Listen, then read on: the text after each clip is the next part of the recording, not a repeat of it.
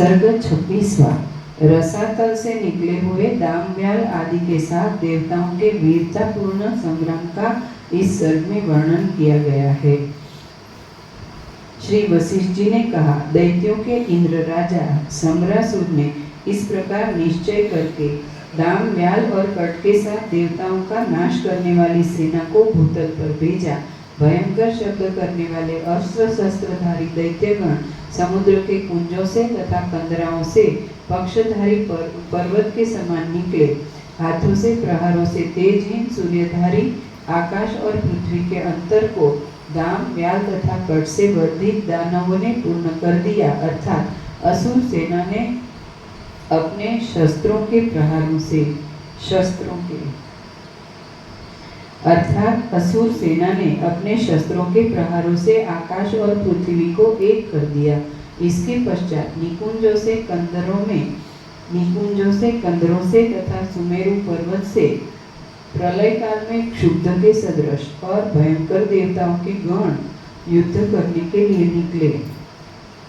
देवता तथा असुरों की उन दोनों सेनाओं में भुवन के मध्य में दूसरा प्रलय के समान भयंकर युद्ध हुआ। इसके पश्चात कुंडल के प्रकाश से अति शोभायमान शीर वैसे ही कबन से गिरने लगे जैसे प्रलय में फेंके हुए दीप्तिमान चंद्रमा तथा सूर्य। वीरों द्वारा किए गए सिंहनाद से शब्दायमान और प्रलय काल के वायु के महाप्रवाहों से स्पष्ट हास युक्त पर्वत भ्रमण करने लगे। पर्वत की शिलाओं के समान शस्त्र तथा अस्त्रों के आघातों से टूटी हुई भित्ति तथा भयभीत सिंह सहित हिमालय आदि पर्वत के तट शब्द करने लगे। परस्पर के शस्त्रों तथा अस्त्रों के आघातों से निकले हुए अग्नि के कण वैसे ही भ्रमण करने लगे जैसे प्रलय काल में टूटे हुए तारे। प्रलय काल के उत्पात रूप ताल वृक्ष के समान ऊंचे वेतालों से फेंके हुए रक्त तथा मांस के समूह से भरे हुए महान समुद्र के तट पर बसने वाले लोग विलास करने लगे। बहती हुई रुधिरों की धाराओं से धूलि रहित आकाश में अस्त्रों तथा शस्त्रों के आघातों से घर्षित मुकुट तथा कुंडल के अग्रभाग वैसे ही शोभित हो रहे थे जैसे सूर्य के समान आकार वाले कल्पवृक्ष को धारण किए और प्रहारों से बड़े बड़े पर्वतों को दलन करने वाले दैत्यों से समस्त दिशाएं पूर्ण हो गई। अर्थात हर तरफ दैत्य ही दैत्य दिखाई दे रहे थे। जाज्वल्यमान कृपाण के अग्रभाग से निकले हुए महावायु से पतित भित्ति सहित पर्वत वैसे ही चूर्ण समूहता को प्राप्त हुए जैसे प्रलय की अग्नि से। अश्वमेध यज्ञ के वर्धित के समान देवतागण भग्न अस्त्रधारी असुरों के निकट वैसे ही पहुँचे जैसे वेग के समीप वायु और आक्रमण करके उन असुरों को ऐसे ग्रहण कर लिया जैसे वृद्ध मुशुक को मार जा। और असुरों ने उन देवताओं को वैसे ही प्राप्त किया जैसे वृक्षों पर चढ़े हुए मत्त जीवों को भालू। भुज रूपी वृक्षों में अस्त्र रूप पुष्प और शस्त्र रूपी पल्लव सहित विकसित वन के चंचल वृक्ष के समान वे सूर और असुर शोभित हुए। उन दोनों ने परस्पर शस्त्रों के प्रवाहों से दशों दिशाओं को वैसे ही आच्छादित कर दिया जैसे सुमेरु पर्वत पर वायु कुसुम के समूहों से वनों को। आकाश और पृथ्वी के मध्य छिद्र रूप भूलक के अंतर प्रदेश में स्थित मशक समूह होकर तुल्य देवता और दानवों के बीच भयंकर युद्ध हुआ। इसके पीछे ताल के सदृश ऊंचे लोकपालों के हस्ती मंडलों का प्रलय काल की गर्जना के समान भयंकर समर का शब्द निकला। समर का शब्द अधिक घनीभाव से मानो आकाश में कुटिम पृथ्वी का भाग बना रहा था। कहीं तो मुष्टि से ग्रहण करने योग्य और कहीं मेघों के जल भार से गंभीर उदर के समान ज्ञात होता था।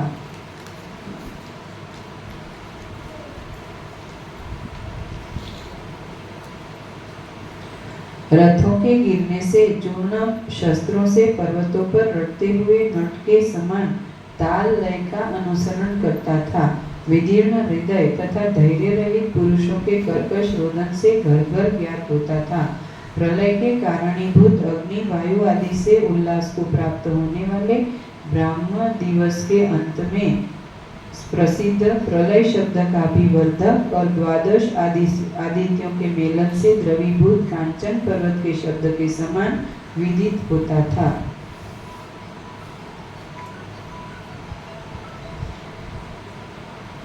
ब्रह्मांड कुंड के संकट को पाकर और उससे लौटकर तथा अपने स्थान से भी चलित प्राणियों से ताड़ित जीवों का आश्रयभूत महाप्रवाह के जल के ध्वनि के समान जान पड़ता था।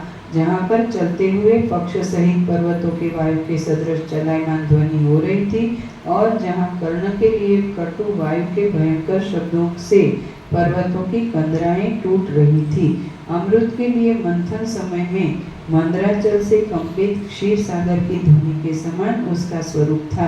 उसी स्थान पर अमृत उत्पन्न होने से उसमें प्रीति के कारण सुनने वाले देवताओं एवं असुरों के हर्ष की अधिकता से घूम घूम शब्द के तुल्य भुजाओं के अस्फालन ताल ठोकना शब्दों से सप्त द्वीपरूप जंतुओं के निवासी को पूर्ण करने वाला समर का शब्द निकला। दोनों क्रुद्ध सेनाओं में भयंकर युद्ध हुआ। उस युद्ध में दानव उद्यत थे। वहां पर नगर ग्राम पर्वत तथा मनुष्य कुचले जा रहे थे। महाशस्त्रों से सैकड़ों छिन्न भिन्न दानवों के अचल शब्द से दिशाएं पूर्ण थी और जहाँ परस्पर प्रहारित शस्त्र आदि से उत्पन्न धूलि के चूर्ण से आकाश का उदर पूर्ण हो रहा था और जहाँ भूषुंडी के समूहों के शब्दों से सैकड़ों मेरु के शिखर टूट रहे थे और वायु के तुल्य बाणों के वेग से देवता और दैत्यों के मुख रूपी कमल कट रहे थे। चक्र रूपी आवर्त में सैकड़ों देवता तथा दैत्य रूपी प्राचीत्रों चक्कर काट रहे थे और जहाँ सेना के प्रहार रूपी तरंगों के वेष्टन से आकाश भी वेष्टित हो रहा था। जहाँ शस्त्र रूपी उग्रवायु से मर्दित होकर विमान में चलने वाले देवताओं का समूह गिर रहा था अर्थात अनेक देवता गिर रहे थे और जहाँ वरुण आदि अस्त्रों से उत्पन्न समुद्र के जल प्रवाहों से आकाश में इंद्र की अमरावती आदि नगरी भी बह रही थी। महाअस्त्रों के संपात से खड्ग त्रिशूल और शक्ति आदि की सैकड़ों नदियां बह रही थी और जहाँ पर्वतों के पार्श्व बगल में वीरों के उद्धत भुजा आदि के शब्दों से ब्रह्मांड रूपी मंडप कंपायमान हो रहा था और जहाँ पर दैत्यों की पाशणी बेड़ी के प्रहारों के समूहों से इंद्र आदि के भी नगर गिरते थे तथा जहाँ स्त्रियों के हल हला शब्दों से शब्दायमान कंकण युक्त मंदिर हो रहे थे। लूटते हुए दैत्यों के सैन्य से कंपित मत्त जनों के अस्त्र समूह रूपी जल से युक्त थे। रक्त से द्योत धुले हुए मनुष्यों के समूह से उत्पन्न भयंकर शब्द से मनुष्य लोग मारे डर से भाग रहे थे। इंद्रादि सेनाओं के नायक रूपी कमलों में भ्रमर के समान कभी प्राणी हरने के लिए गुप्त और कभी युद्ध के लिए प्रकट यमराज सहित सूर तथा असुरों के सैन्य कुल से वह युद्ध स्थान व्याप्त था अर्थात युद्ध के मैदान यमराज देवताओं और असुरों से भरा था। पक्ष सहित पर्वताकार दानव रूपी पर्वतों के गमन तथा आगमन से शव मृतक मृतक शब्दों से भयंकर था। जहाँ पर शस्त्रों के अग्रभागों से छिन्न दैत्य रूपी पर्वत के झरनों के रक्तों से संपूर्ण पृथ्वी समुद्र तथा पर्वत लाल हो रहे थे अर्थात चारों ओर रक्त ही रक्त बह रहा था। नष्ट हुए राज्य नगर जंगल तथा वन से भयंकर और असंख्य असुर हस्ती अश्व मृग और मृतक जीवों को धारण करने आ रहे मेरु आदि पर्वत विद्यमान थे। उत्तम ताल वृक्ष के तुल्य ऊंचे बाणों की पंक्तियों से शोभित अनेक हस्ती से युक्त तथा मुष्टि प्रहारों से चूर्ण स्कंद युक्त मत्त ऐरावत हाथी भी भाग रहे थे।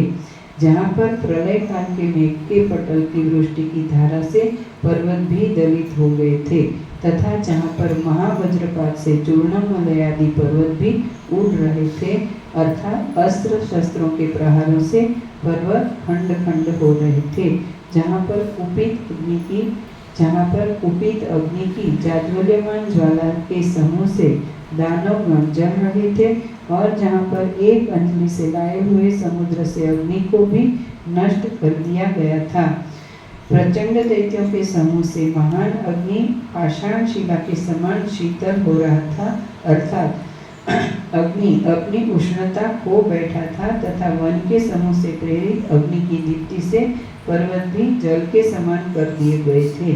अस्त्र से रचित अनिवारणीय अंधकार से प्रलय की रात्रि के समान तथा माया रचित सूर्यों के गण के प्रकाशों से विस्तृत अंधकार रूप पर पीत वर्ण हो गया था। जहाँ माया से रचित अग्नि की वर्षा ने माया से प्रेरित घन वर्षा को सर्वथा पी लिया था तथा जहाँ सिक्कार शब्द और अग्नि के रोमन सहित शस्त्र के संकट से पुष्टि हो रही थी, जहाँ पर वज्र की वर्षा रूपी अस्त्रों से कंपायमान पर्वत की वृष्टि रूप के प्रतिबंध का आश्रय स्थान वह था, जहाँ प्रकच के वृक्ष रूपी अस्त्र बह रहे थे और जल तथा अग्नि के व्यामोह से अंधकार युक्त, और जहाँ पर ब्रह्मास्त्र युद्ध के भयंकर तथा तम और तेज दोनों परस्पर उत्साहित होते थे, जहाँ असुर तथा पैशाच आदि अस्त्रों से और तोमर मुसल तथा मुद्गर आदि आयुध समूहों से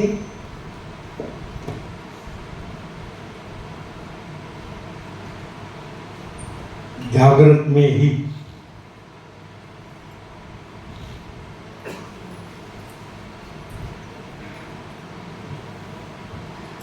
प्रत्यक्ष अनुभव में आने वाला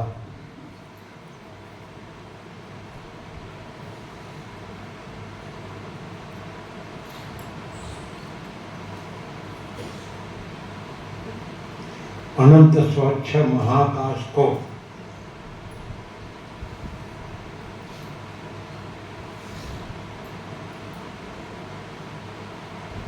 प्रकाशने वाला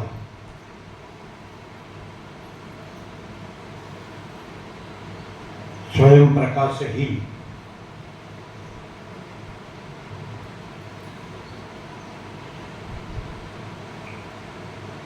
अनंत स्वच्छ महाचिदाकाश है।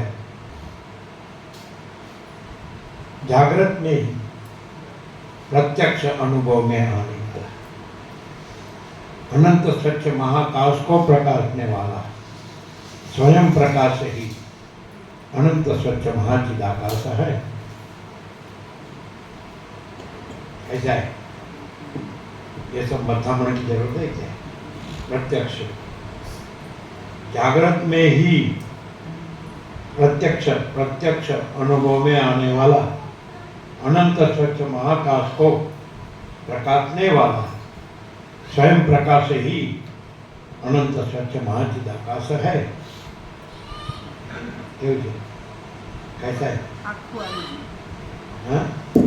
योग वासिष्ठ हिंदी में बोलो उनको। पूरा योग वासिष्ठ आ गया।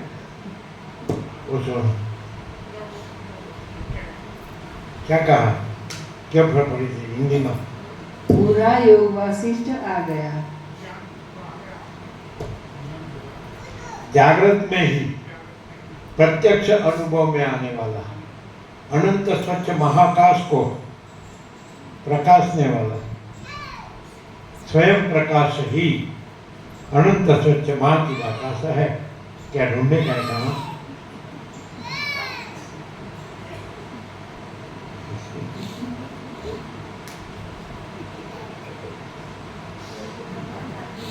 ये जे बोलते हैं,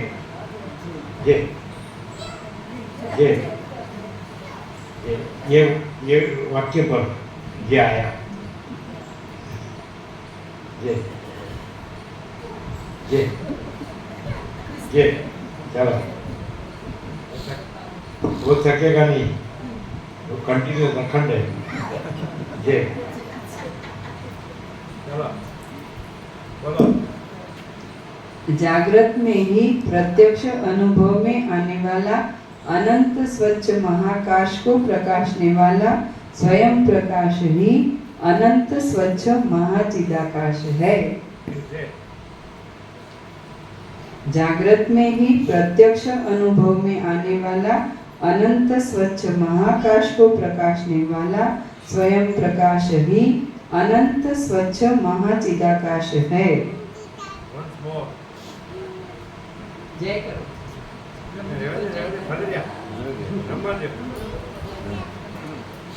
जागृत में ही प्रत्यक्ष अनुभव में आने वाला अनंत स्वच्छ महाकाश को प्रकाशने वाला स्वयं प्रकाश ही अनंत स्वच्छ महाचिदाकाश है।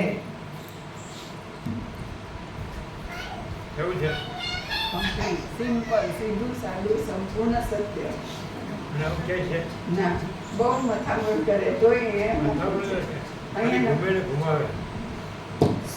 कैसा है? जागृत में ही प्रत्यक्ष अनुभव में आने वाला अनंत स्वच्छ महाकाश को प्रकाशने वाला स्वयं प्रकाश ही अनंत स्वच्छ महाचिदाकाश है। कैसा है? क्यों है? शॉर्ट एंड स्वीट आखो परम तत्व। हाँ? शॉर्ट एंड स्वीट आखो परम तत्व। और ये क्या कर रहे हैं सब? माता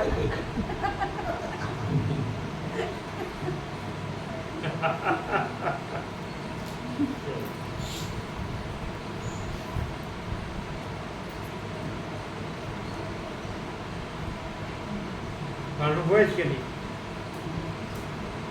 स्वयं प्रकाश से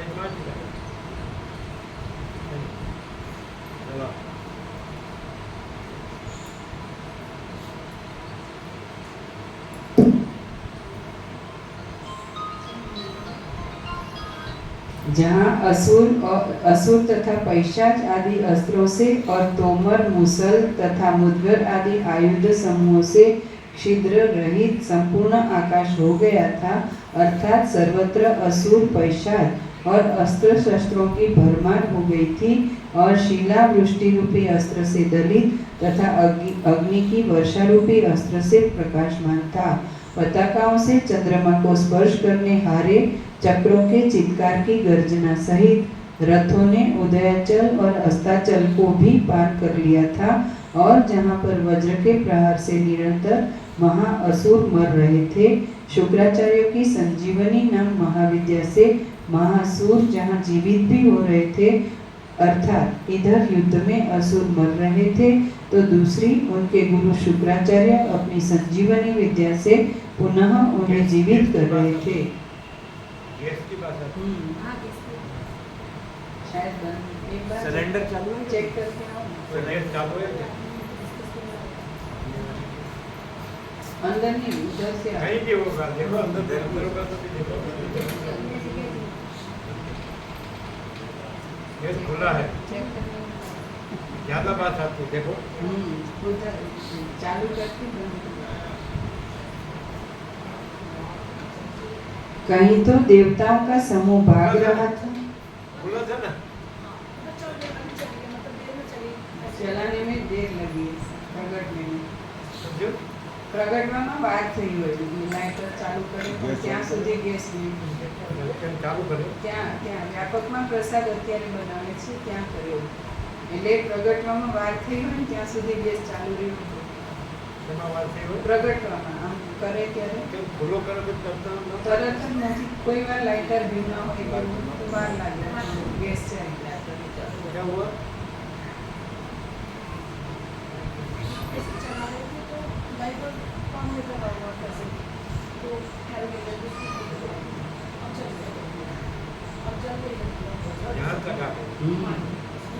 મોટો સગડો હોય ને એટલે થોડી વારમાં વધારે ગેસ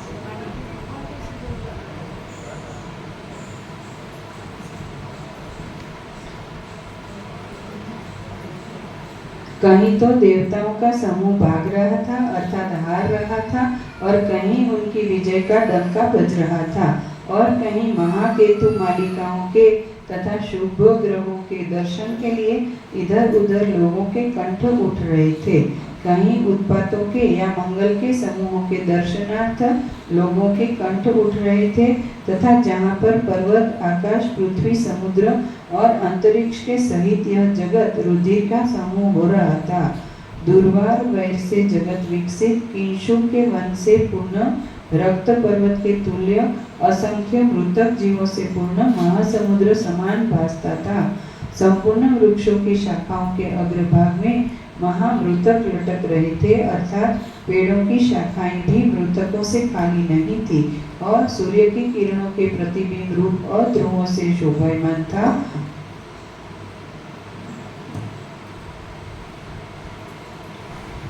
अनंत स्वच्छ महाचिदाकाश की, महाचिदाकाश महासागर की, अनंत स्वच्छ महाचिदाकाश महासागर की,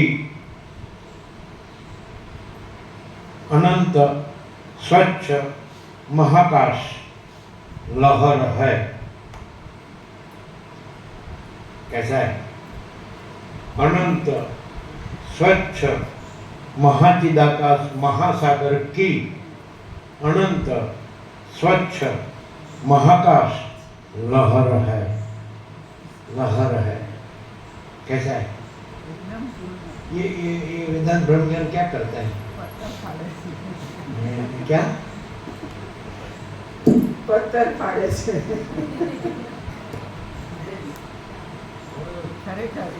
पहले क्या? हमको तो पहले से बैठा ही नहीं। खरेखर ठेकाणું ના પડે, ગમે તેટલું કરે વેદાંત બ્રહ્મજ્ઞાની માથાકૂટ, પણ ઠેકાણું ના પડે.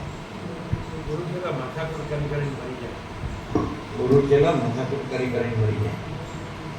पढ़ो क्या है? अनंत स्वच्छ महाचिदाकाश महासागर की अनंत स्वच्छ महाकाश लहर है।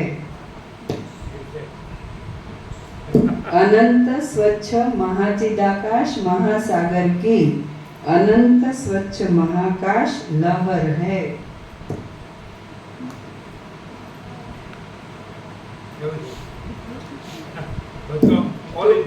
टोटालिटी में 0-0 कंप्लीट અને પરમ કૈવલ્ય. ટોટાલિટી માં પૂર્ણ મદહ પૂર્ણ વિદહ. તમારે જેવું વ્યાકરણ નથી આવડતું.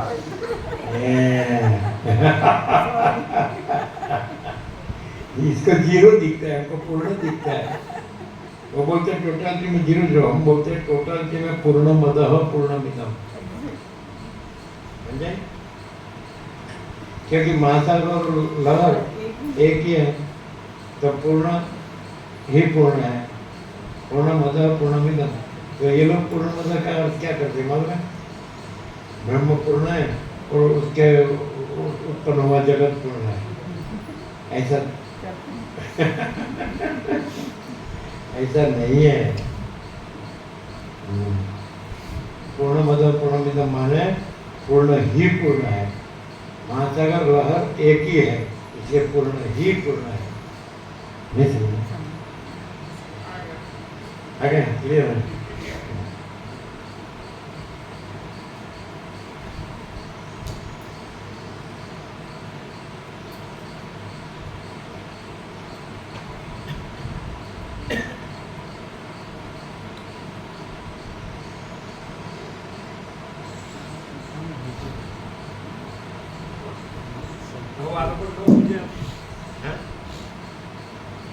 આટલું બધું મથે છે, આટલું બધું સંસ્કૃત વ્યાકરણ, આટલા બધા તત્વજ્ઞાનના કરોડો ગ્રંથો, આટલું બધું ભેદે અને ખંભો છે અને અંદર મથન કરે, ત્યારે પણ આવું બુঝે બી આ શબ્દ તો એ डिक्शनरी तो एक ही है, शब्द तो एक ही डिक्शनरी के हैं, और शब्दों को वो भी जानते हैं, सब जानते हैं, तो डिफरेंस क्या है? क्या डिफरेंस? सब लोग जो बोलते करते हैं पर वो रहते नहीं, वो होते नहीं हैं, परम कैवल्य होते नहीं हैं, और कुछ दूसरा ही बन के प्रकाश के बारे में बताते हैं। या तो हाईएस्ट बोले तो निर्विकल्प समाधि में वो अनुभव करके उसका परोक्ष वर्णन करके ऐसा बताते हैं कि प्रकाश ऐसा है, और ये जो है एब्सोल्यूट प्रकाश स्वयं है, इसमें अपने आप पूर्ण है, दूसरा कुछ बात करने जैसा है ही नहीं। बहुत डिफरेंस है। बोले ये निर्विकल्प समाधि की बात विकल्प से बात करते हैं, द्वैत से, तो निर्विकल्प समाधि में एक कैसे हो? तो क्या गप्पा मारा?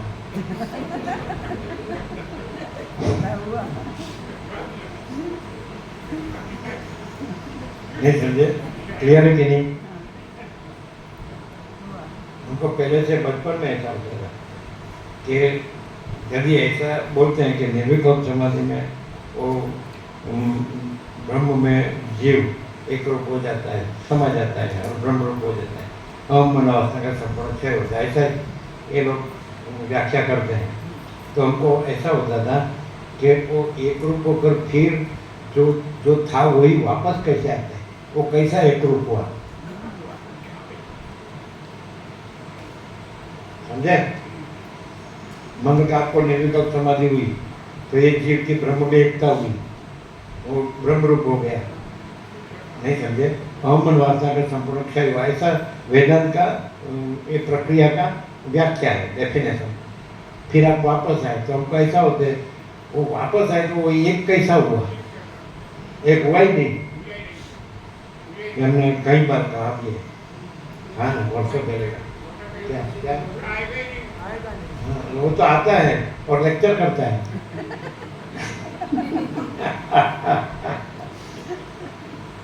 ये क्या है?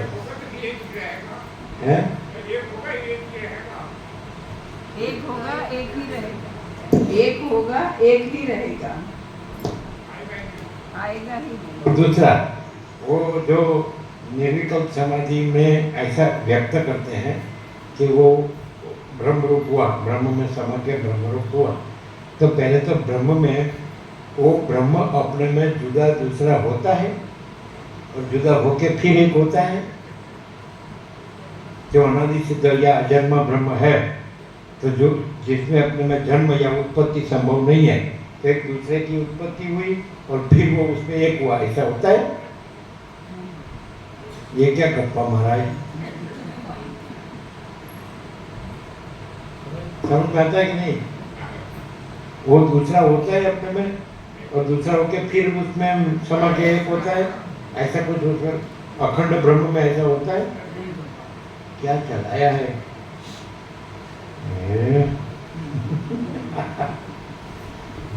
अभी पढ़ो अभी।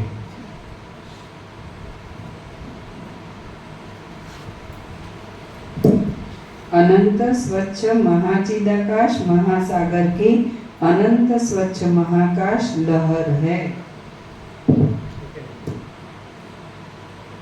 तो उसमें जुदा होना और फिर एक होना ऐसा होता ही नहीं है, एक ही है। महासागर को या लहर को वन एंड द सेम, तो जुदा होना और एक होना ये ऐसा गफलत गड़बड़। और वास्तव में तो वो जुदा ही रहता है, एक तो होता ही नहीं, वो मालूम पड़ता ही है।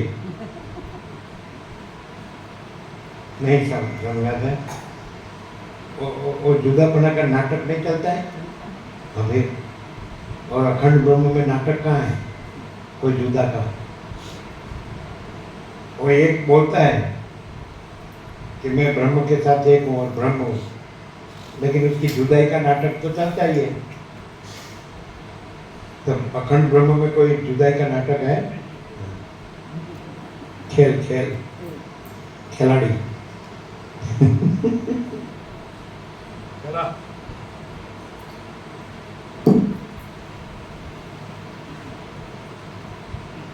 कहीं उत्पातों के या मंगल के समूहों के दर्शनार्थ लोगों के कंठ उठ रहे थे, तथा जहाँ पर पर्वत आकाश पृथ्वी समुद्र और अंतरिक्ष के सहित यह जगत रुधिर का समूह हो रहा था।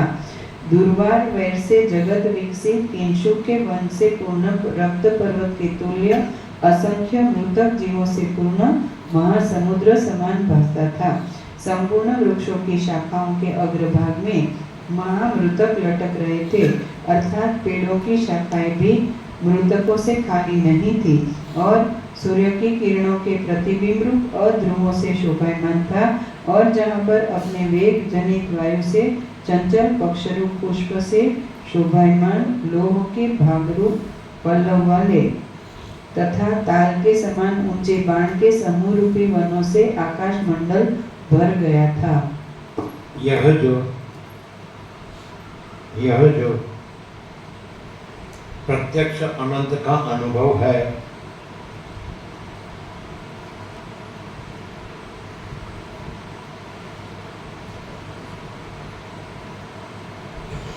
यह जो प्रत्यक्ष अनंत का अनुभव है वो अनंत चैतन्य न हो तो और क्या है?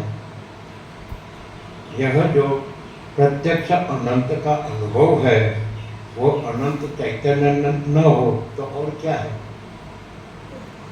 कैसा है? ये कितना सीधा है। ये क्या क्या चलाते हैं समझ में नहीं आता। सीधा है कि नहीं? कैसा है? जो यह जो प्रत्यक्ष अनंत का अनुभव है वो अनंत चैतन्य न हो तो और क्या है?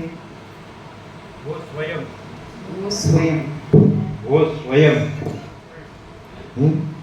यह जो प्रत्यक्ष अनंत का अनुभव है वो स्वयं अनंत चैतन्य नहीं न हो तो और क्या है? अनुभव थोड़ी जड़ होता है, अनुभव चैतन्य ही है। यह जो प्रत्यक्ष अनंत का अनुभव है वो स्वयं अनंत चैतन्य न हो तो और क्या है? अनुभव थोड़ी जड़ है, अनुभव चैतन्य है। तो ये प्रत्यक्ष अनंत अनुभव, ये प्रत्यक्ष अनुभव चैतन्य ही है कि नहीं? क्लियर है कैसा ये? तो ये लोग क्या करते हैं? ना गफलत कहाँ होती है, गड़बड़ कहाँ होती है? वो भ्रांति को कुछ मान के करते हैं इसलिए। भ्रांति कहाँ से आई? नहीं है।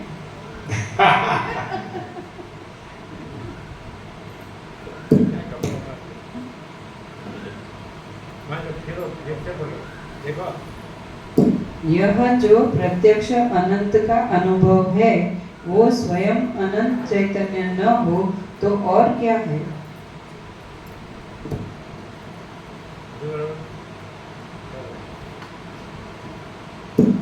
जहाँ पर्वत के समान असंख्य कबंध, शील रहित धड़ की नाचती हुई भुजाओं ने मेघ विमान देवता और तारागण गिरा दिए थे, जहाँ बाण शक्ति गदा बर्छी और पट्टिश के अग्रभाग में निरंतर प्राणी गूंथे थे, तथा जहाँ सातों लोकों से गिरे स्थानादि से आकाश व्याप्त और निरंतर मत्त के सदृश प्रलय काल के मेघ के समान प्रबल दुंदुभी नगाड़ा बज रहा था। इस प्रकार जहाँ सैकड़ों शब्दों से दिग्गज गर्जना कर रहे थे और जहाँ पर विनायक के हाथ से बड़े बड़े दानव रूपी पर्वत खींचे जाते थे, असुरों के भय से दैवेच्छा से भागते समय एक दिशा में मिलित सिद्ध साध्य आदि देवताओं के गण भी चेष्टा रहित हो रहे थे, अर्थात कुछ नहीं कर पा रहे थे, और जहाँ गंधर्व किन्नर देवता और चारण भाग रहे थे, ऐसा भयानक वह युद्ध हुआ। हे राम जी, इस समय वज्र बिजुली के पतन से प्राणियों के अंगों के तथा पर्वतों को काटने वाले देवताओं के प्रलय के सूचक और कल्प वृक्षों में रहने वाले कोकिल आदि शब्दों के नाशक पवन संपूर्ण दिशाओं में बहने लगे। श्रीमद् वाल्मीकि विरचित योग वासिष्ठ महारामायण अंतर्गत देवदूतोक्त मोक्षोपाय में स्थिति प्रकरण अंतर्गत हिंदी भाषानुवाद सहित दाम व्याल कट संग्राम वर्णन नामक 26वां सर्ग पूर्ण।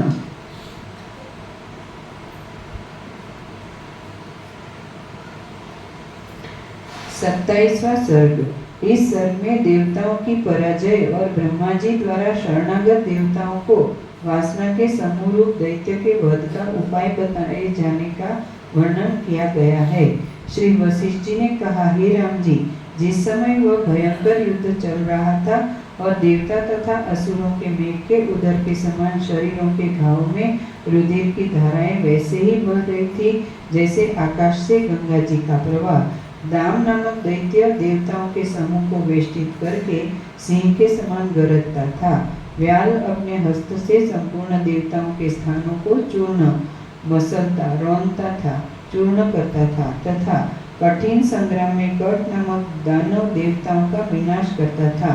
क्षीण बल होकर ऐरावत हाथी भाग रहा था और जब मध्याह्न काल के सूर्य के सदृश दानवों की सेना बढ़ती थी, उस समय गिरे हुए अंगों की व्यथा से पीड़ित तथा रुधिर से लिप्त देह युक्त देवताओं की सेना वैसे ही भागी जैसे पुल के टूटने पर जल चारों ओर प्रवाहित होने लगता है।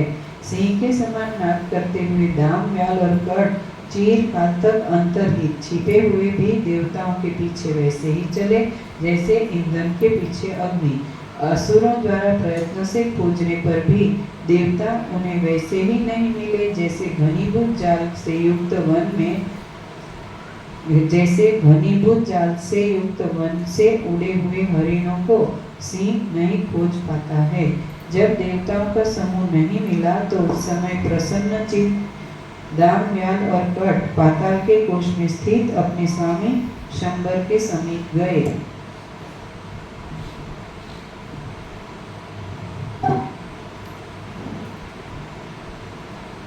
अनंत चैतन्य, अनंत अनुभव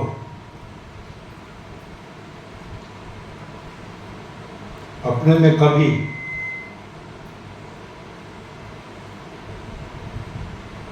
अंत वाला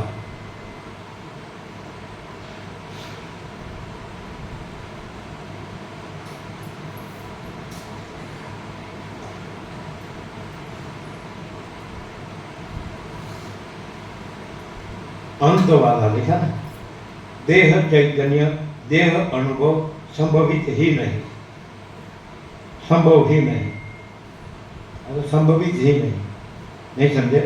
अनंत चैतन्य, अनंत अनुभव अपने में, अंत वाला देह चैतन्य, देह अनुभव संभव ही नहीं, संभवित ही नहीं। बोलो समझ में आता है? क्लियर होता है? एकदम आर पार है, 0-0। हाँ,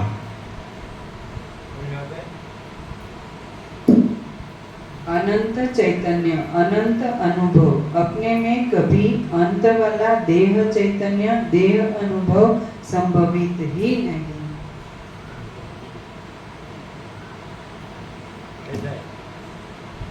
अनंत चैतन्य, अनंत अनुभव अपने में कभी अंत वाला देह चैतन्य, देह अनुभव संभवित ही नहीं। ये नहीं ये नहीं, ये कहाँ है? क्या चल रहा है?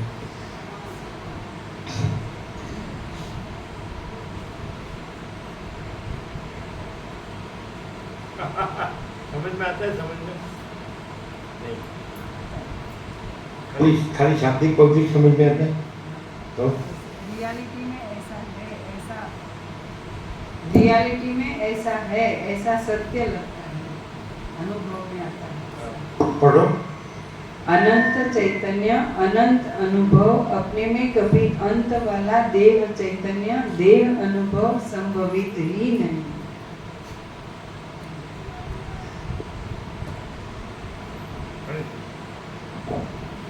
अनंत चैतन्य, अनंत अनुभव अपने में कभी अंत वाला देह चैतन्य, देह अनुभव संभवित ही नहीं।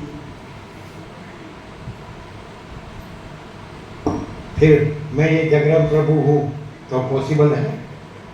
अनंत चैतन्य, अनंत अनुभव में अपने में ये पॉसिबल है? मैं ये जगराम प्रभु हूँ, भगवानपुर वाला।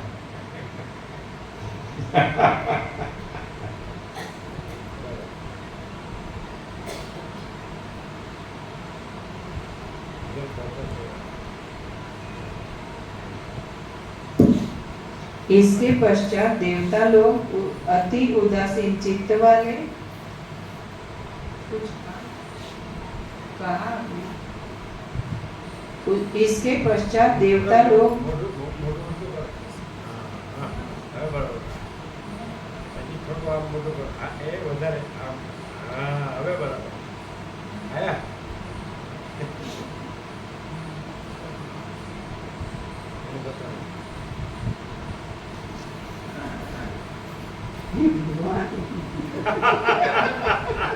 जगराम प्रभु बताओ।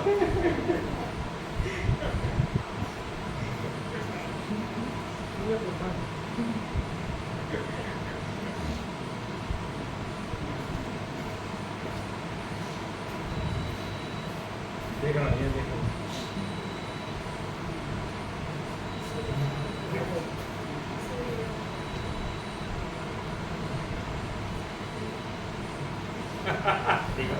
है बरोबर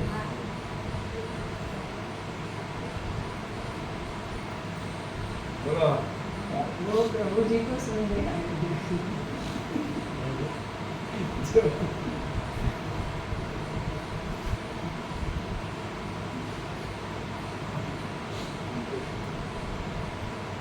लेकिन वहां से उसने फोकस कहाँ किया है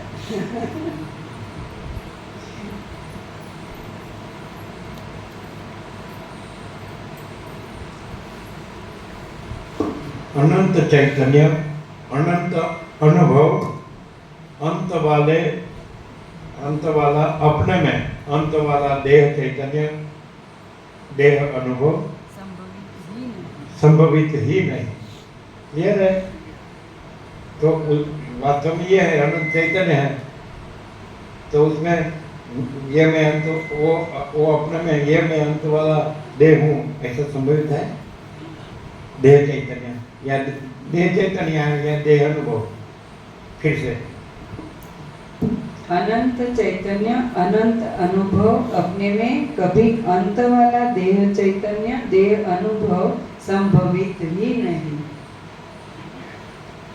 और फिर ये मैं अंत वाला देह चैतन्य और अंत वाला देह अनुभव मानकर अहम ब्रह्मास्मि, ओ क्या अपना काम नहीं। कैसा है साफ है क्लियर साफ है क्लियर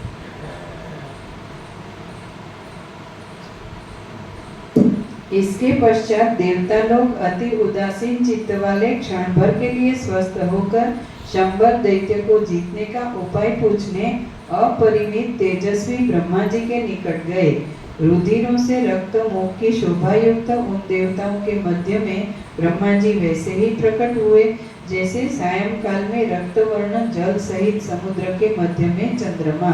देवताओं ने ब्रह्मा जी को प्रणाम करके दाम म्याल और कट की उत्पत्ति रूप शंबर की चेष्टा रूप अनर्थों को भली भांति बताया। संपूर्ण वृत्तांत को सुनकर विचार में कुशल ब्रह्मा जी ने विचार करके देवताओं की सेनाओं को धैर्य दिया। जो अपने में अपने को अपने से अनंत चैतन्य, अनंत अनुभवता है, जो अपने में अपने को अपने से अनंत चैतन्य, अनंत अनुभवता है,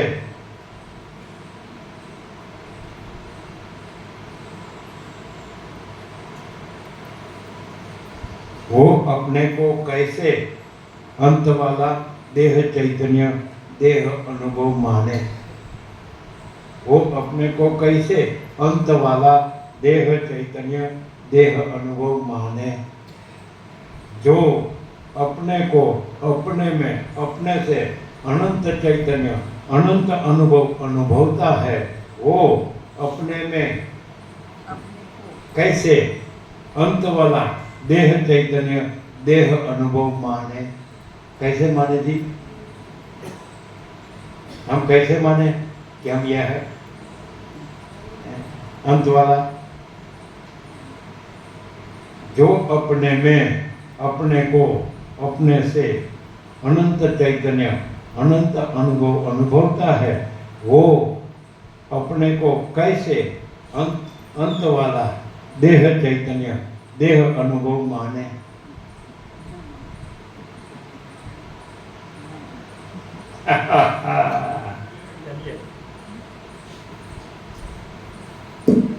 जो अपने में अपने को अपने से अनंत चैतन्य, अनंत अनुभवता है, वो अपने को कैसे अंत वाला देह चैतन्य, देह अनुभव माने? कैसे माने? समझा तो हाँ समझे, देखा है, प्रत्यक्ष खबर पड़े।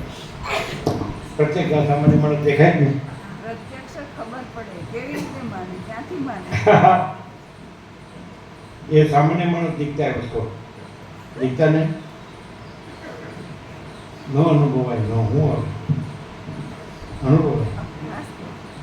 અમને આ બધા અમે બધા બેઠા છીએ એમાં પ્રભુ કેવી રીતે અલગ પડે ભલે માણસ જેવા દેખાય हम सारे यहाँ बैठे हैं, हम सब में प्रभु अलग कैसे मालूम पड़ते हैं, अनुभव में आते हैं. हम सब अपनी देह में देह चैतन्य और अनुभव, देह अनुभव छोटी सी चीज हमको मानते जानते हैं, रहते करते हैं. और यहाँ प्रभु ने जो प्रकाश किया एग्जैक्टली यही है कि जो अपने में अपने को अपने से अनंत चैतन्य अनंत अनुभव अनुभवता है, वो अपने को कैसे अंत वाला देह चैतन्य देह अनुभव माने. No compromise, 0-0. हाँ तो सबको तो अनुभव में ना आए ना. अरे सबको अनुभव सबको अनुभव में आए, ऐसी ही बात है. पूछो किसी से, पूछिए. हेलो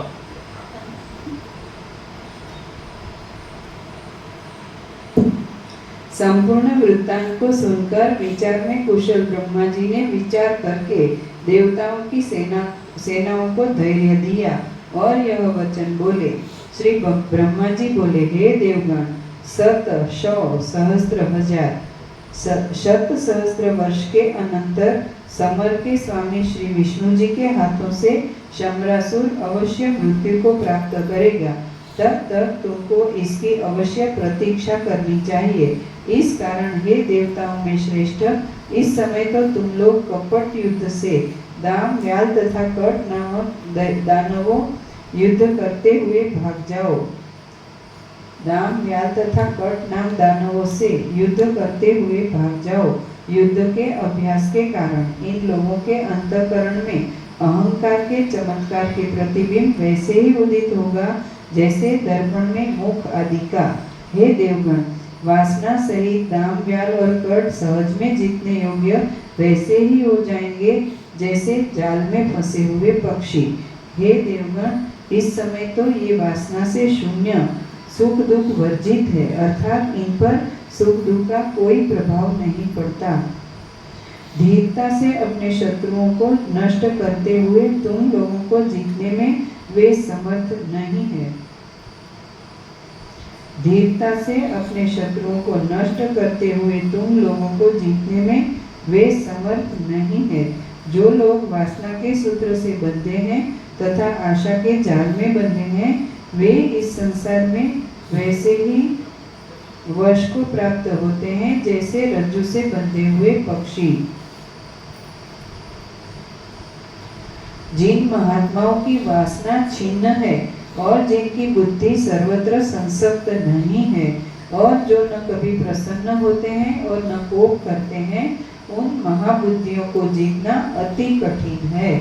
जिस शरीरधारी का अंतःकरण वासना की रस्सी से बंधा है, वह चाहे महान क्यों न हो और बहुज्ञाता क्यों न हो, परंतु वह एक बालक से भी जीता जा सकता है.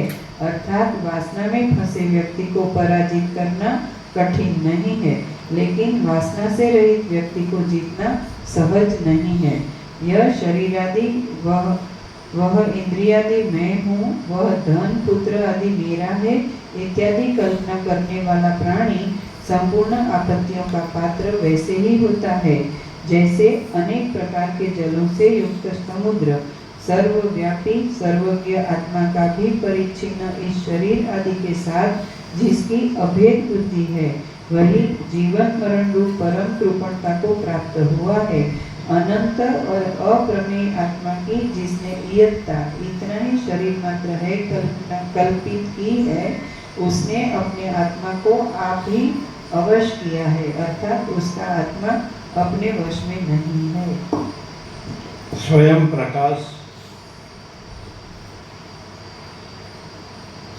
प्रकाश माइनस देहाध्यास इक्वल टू मोक्ष.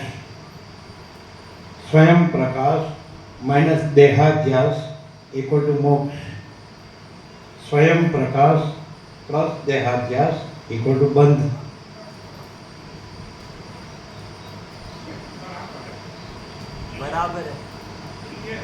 स्वयं प्रकाश माइनस देहाध्यास इक्वल टू मोक्ष, स्वयं प्रकाश प्लस देहाध्यास इक्वल टू बंध। कैसा है ये वेदांत की डिक्शनरी में ऐसा सब होगा क्या? प्रक्रिया डिक्शनरी। हाँ, चलो बोलो। स्वयं प्रकाश माइनस देहाध्यास इक्वल टू मोक्ष, यस स्वयं प्रकाश प्लस देहाध्यास इक्वल टू बंध। सुख गया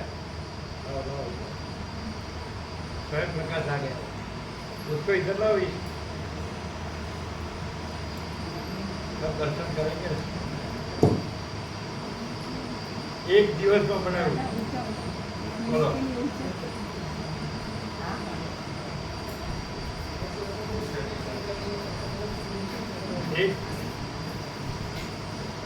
एक दिन में बनाया। आज 1 तारीख है।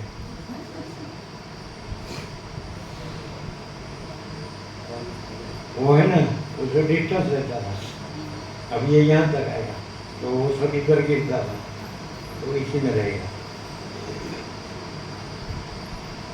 ये विश्वकर्मा है। आपके इष्ट विश्वकर्मा है ना? ये लोग कहे होते हैं क्या?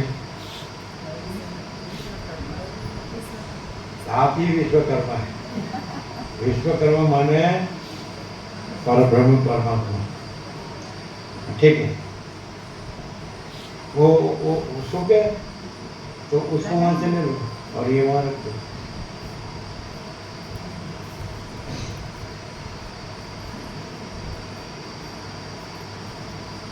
मास्टर सरल एकदम सीधा साधा संपूर्ण भगवान का मानस, बोलने का नहीं, कर देने का फटाफट।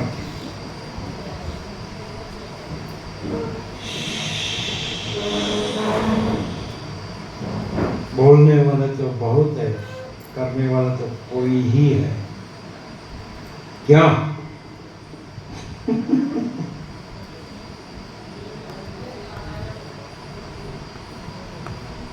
आ गया ना? આવી ગયું. પેલાના પાયા એ ભેગા થઈ જતા, આના પાયા દૂર પોળા કરે એટલે અંદર આવી જાય, અને ઊંચું કર્યું, ઊંચું કર્યું બધું માપ. જો જો બધું એક્ઝેક્ટ मेंढक का भी कट किया है, क्या परफेक्ट, બરાબર. मस्त। ચલો વાંચો બધું એક્ઝેક્ટ.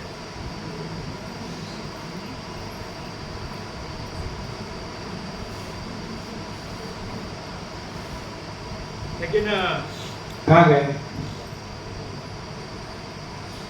विश्वकर्मा को कैसा बनाना वो प्रेरणा किसने दी?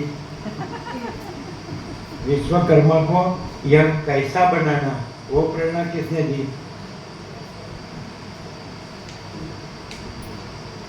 बोलो।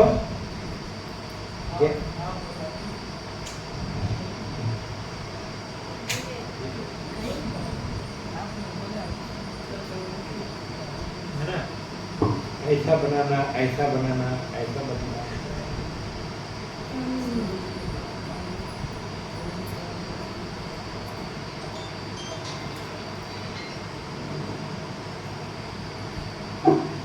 ठीक है।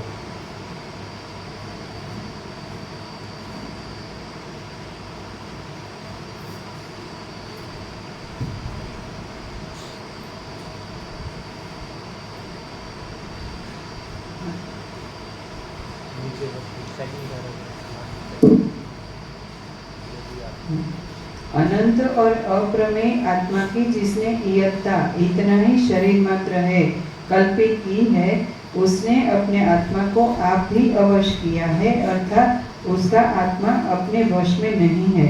यदि आत्मा से पृथक वस्तु कोई तीनों लोकों में हो तो वहाँ उपादेय भाव से वासना का बद्ध होना युक्त हो। असत वस्तु में सत रूप से आस्था ही अनंत दुखों की खान कही जाती है। और असद वस्तु में अनास्थायी अविश्वासी सुखों की खान कही गई है। असद वस्तु में सतरूप से अस्थायी अनंत दुखों की खान कही जाती है और असद वस्तु में अनास्थायी सुखों की खान कही गई है। जब तक दाम व्याल और कट की संसार की स्थिति में आस्था नहीं है, तब तक वे तुम लोगों को जीतने में वैसे ही असमर्थ हैं जैसे अग्नि को जीतने में मशक। जिसके अंतःकरण में यह वासना धारणा है कि देहादि का नाश होने से आत्मा का भी नाश हो जाता है। फिर से पढ़ो। असद वस्तु में सतरूप से फिर से पढ़ो। हाँ, स्वयं प्रकाश माइनस देहाध्यास इक्वल टू मोक्ष, स्वयं प्रकाश प्लस देहाध्यास इक्वल टू बंध। ऐसा है। अभी आप यहाँ जहाँ पर जो वासना है वहाँ वह स्थूलता को प्राप्त होती है, क्योंकि धर्मी के रहने से ही पीनता स्थूलता नामक गुण होता है, क्योंकि विद्यमान द्रव्य में ही द्वित्व दृष्ट है, न कि असत में। हे इंद्र, दाम व्याल और कट के अंतःकरण में जैसे भी हो यह वासना उत्पन्न कर दो कि यह प्रसिद्ध देहादि हम है। ऐसा तुम सब कोई उपाय सोचो। इस जीव एग्जैक्टली बस एक पीछे इस जीव की जो जो विपत्तियां हैं और भाव अभाव की जो दशाएं ये हैं, वे सब तृष्णा रूपी कंटक के वृक्ष की कटुता और कोमलता है। वासना के तंतु से जो लोग बंधा है उसी को विपरीत ज्ञान होता है। वही बढ़ी हुई वासना अति दुख देने वाली होती है और जब वह नष्ट हो जाती है तो अति सुख देने वाली होती है। यह कोई प्राणी धीर भी हो, बहुज्ञाता भी हो, कुलीन भी और महान भी हो, परंतु वह भी तृष्णा के बंधन में वैसे ही बन जाता है जैसे एक सिंह श्रृंखला में बन जाता है, जंजीर में बन जाता है। देह रूपी वृक्ष पर स्थित और हृदय कमल रूपी अपने घोंसले में खोते में जाने वाले इस जीव रूपी पक्षी के लिए तृष्णा रूपी जाल की कल्पना की गई है।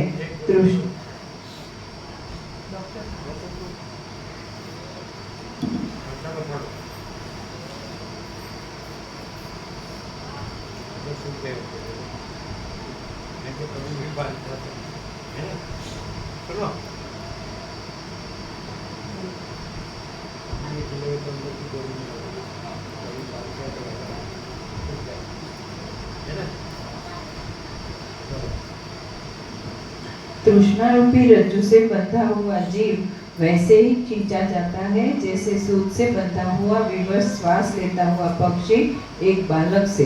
हे इंद्र जी, इस समय अस्त्र शस्त्र का भार तथा युद्ध में भ्रमण करना व्यर्थ है, अतः तुम लोग शत्रु के हृदय में वासना का विपर्य अर्थात अभिमान को खूब बढ़ा दो, उसे अत्यधिक अहंकारी बना दो। जिस शत्रु का अंतःकरण क्षुभित नहीं होता है, जिस शत्रु का अंतःकरण क्षुभित नहीं होता है, क्या करो और ऐसा करो फिर जाते आप।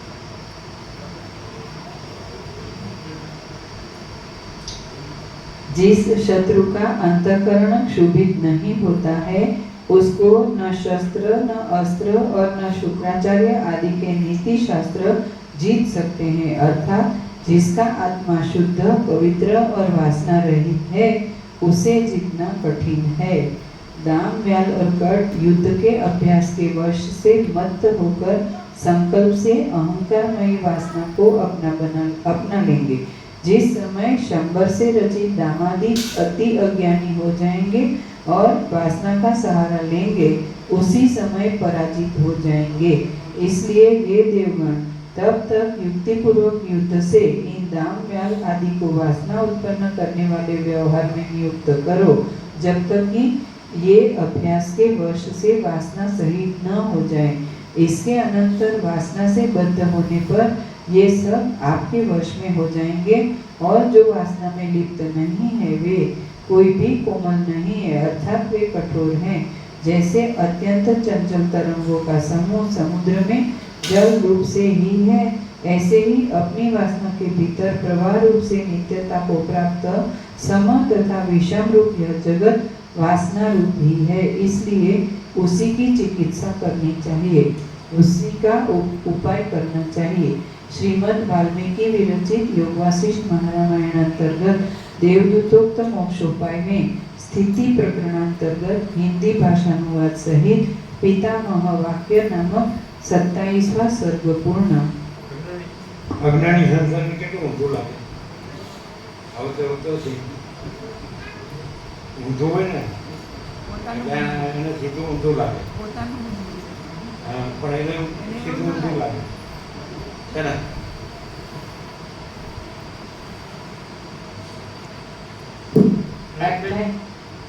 એટલે જ એમાં ફૂંકેલો રહે, નીકળી ન શકે. ઊંધું સીધું લાગે ને, સીધું ન લાગે, ઊંધું લાગે એટલે ઊંધામાં ફૂંકેલો.